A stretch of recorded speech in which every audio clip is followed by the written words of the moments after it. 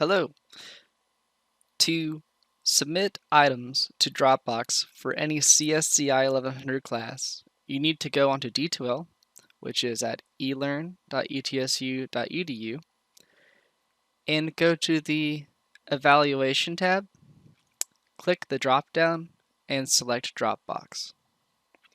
Once you have selected this Dropbox, you will see a folder called Research Paper Assignment.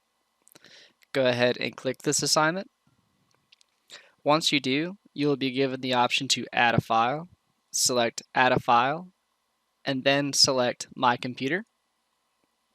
Once you have selected My Computer, you have two options. You can either drag and drop the file into this little area right here, and it will upload the file, or you can simply select Upload, and once you do that, it'll go ahead and open you up to any type to your desktop or any of your downloads wherever the default is for your PC. Once you do that, go ahead and select the assignment which you want to submit, highlight it, hit Open, and then select Add, scroll down, and then select Submit.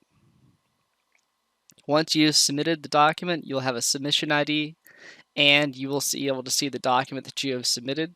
You should also receive an email from ETSU that states that you have put this in a Dropbox. Thank you very much. Bye.